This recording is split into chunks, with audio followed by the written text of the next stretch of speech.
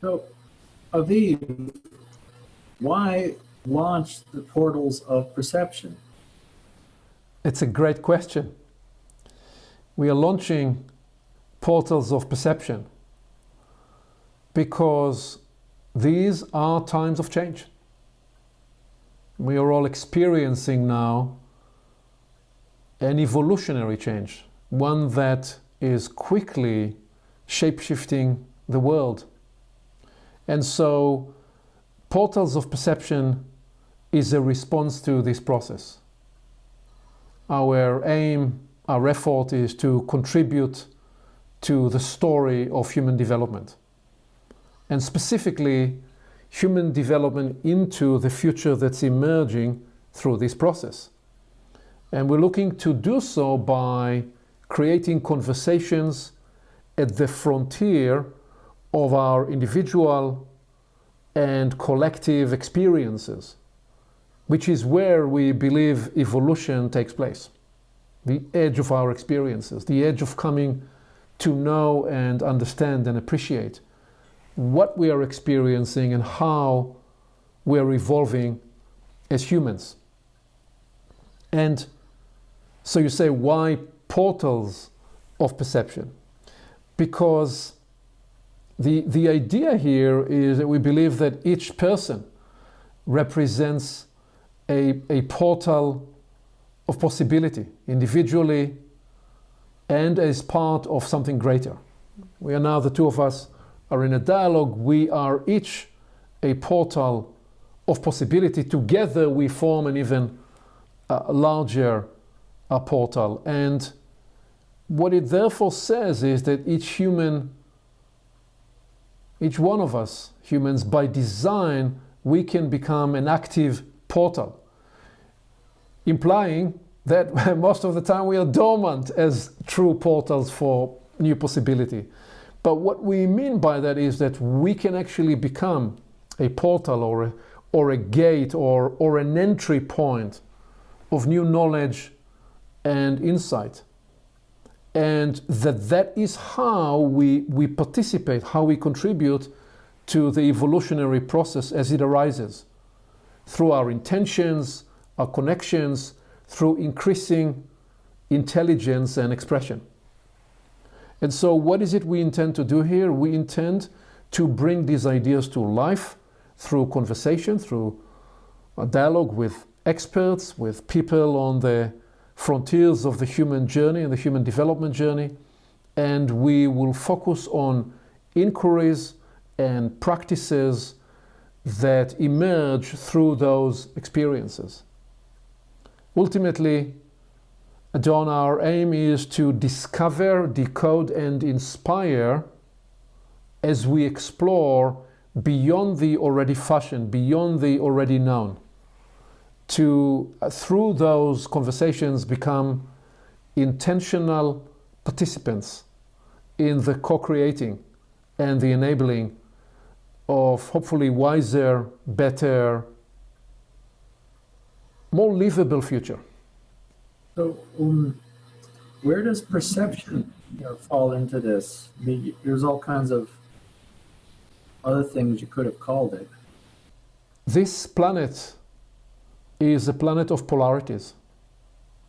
No issue can appear or express itself through this theater without experiencing polarity, including the dynamics of acceptance and rejection, support and resistance, encouragement and caution.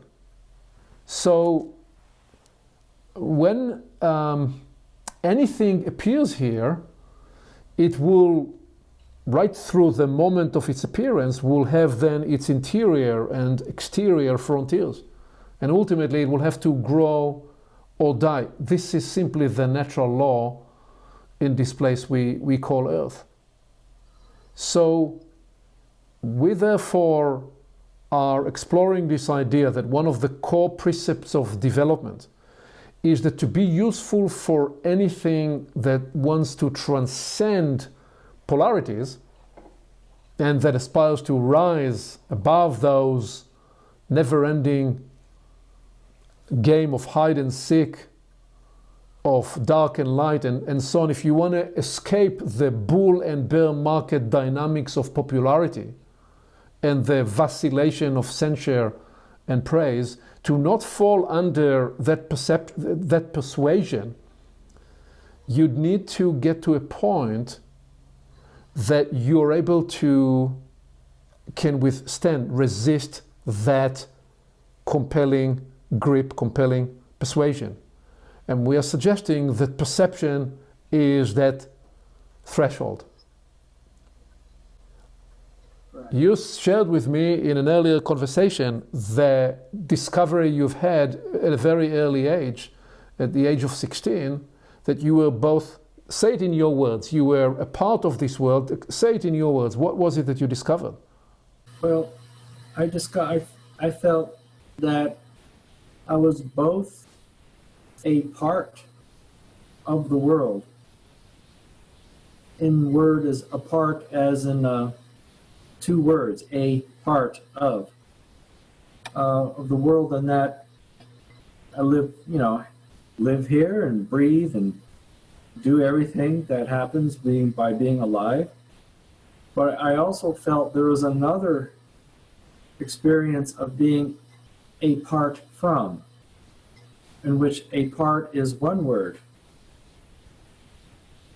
because I was able to reflect, examine, and have self-consciousness. Your experience at that moment, age 15 or 16 or whatever it was the birth of perception in your life.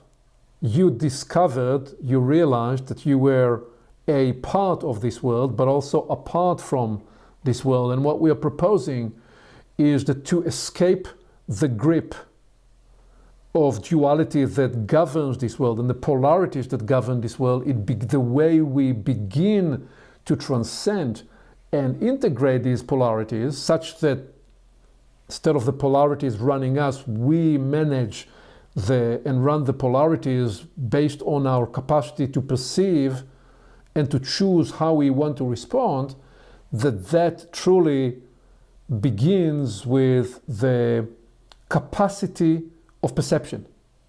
And if we want to become useful for anything that's superior to the polarity we are grappling with, it begins with realizing and perceiving our situation. That's the beginning of that inquiry. Yeah, because certainly a map's no good if you don't know where you are.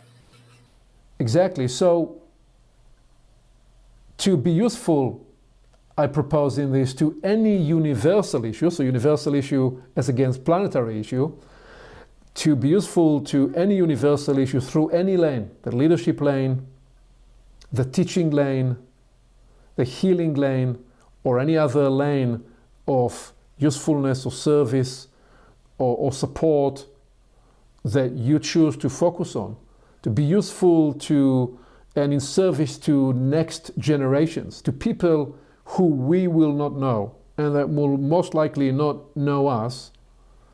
We have to try to seek to internalize their perspective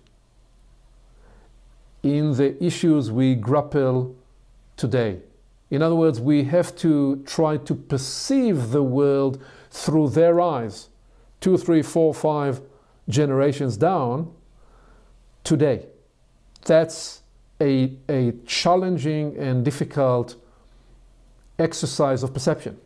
Because if I choose to wake up in the morning and go through my day not through the lens of what I like and dislike, which is easy to do and we are all habituated into that practice, what if I chose tomorrow morning to get up and say, I will go through every moment of the day trying to look at what I choose to support and choose to give energy and credence to through the